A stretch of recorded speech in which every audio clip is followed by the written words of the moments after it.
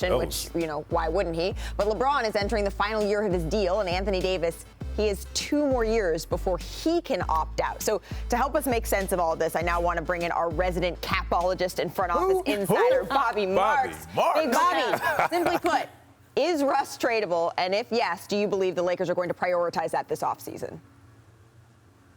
Oh, he's tradable, but I think it's different than prior years when he was traded to Washington and when he was traded to the Lakers, where this is a trade where it's basically not a basketball move. It's a financial move, and it's basically the Lakers determining that they are basically just going to cut costs and trade multiple draft picks, and the team that is going to be acquiring him sees him as a salary dump, whether it be in a buyout.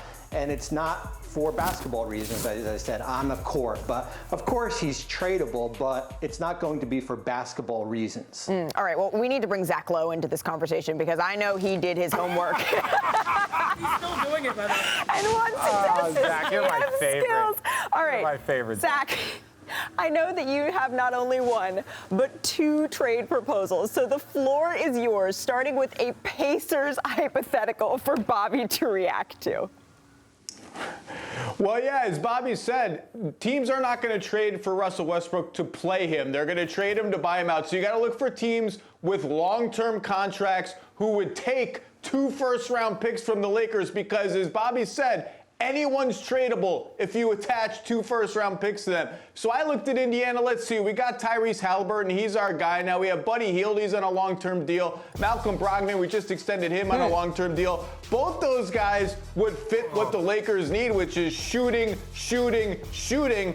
Indiana fans probably don't like the idea of this deal because those are good players, but 2 first-round picks is nothing to sneeze at. I'm not sure the Pacers do it, but that's one call I'm making if I'm Rob Pelinka, the Lakers GM or whatever his title is. And the other place I'm looking for, the other obvious spot is Charlotte, where Gordon Hayward, because of injuries and the emergence of other players, just doesn't quite feel like part of the fabric there anymore. No. And you've got to toss another piece in it to make the money work. Maybe it's Kelly Oubre, maybe it's somebody else. And again, the 2 first-round picks, if I'm Charlotte, I say, hey, I can survive without these guys. I get 2 picks. It's like free money. Maybe I do it. Maybe I don't. Again, Charlotte's not pairing in this scenario that I just made up. They're not pairing LaMelo Ball and Russell Westbrook. They're just getting 2 first-round picks, buying out Russ for some portion of his salary, and Russ goes on his merry way from there. It's just a thought. These are just thought exercises that every front office in the Lakers situation is having with the whiteboards and the markers and all that stuff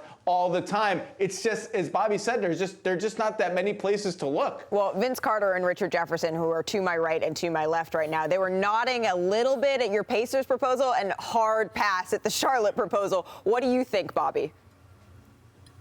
Well, I think for Indiana, it would make sense for the Pacers. I think any rebuilding team makes sense if certainly the Lakers are going to include two unprotected first and 27 and 29, and who knows where that Laker team will be here. And I think, Indiana has already mentioned that Tyrese Halliburton is their point guard of the future, and what does that mean for Malcolm Brogdon? So that makes sense for Indiana. For Charlotte, unless it's going to be a buyout for Russell Westbrook, I want nothing to do with him with LaMelo Ball. I mean, that's plain and simple. I don't want them sharing the backcourt together, but as Zach said, Gordon Hayward has missed 58 games in the last 2 seasons, has not finished a season in his 2 years in Charlotte.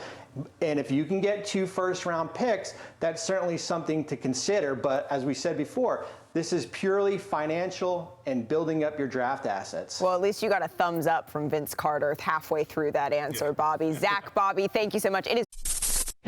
Thanks for watching ESPN on YouTube. For live streaming, sports, and premium content, subscribe to ESPN+.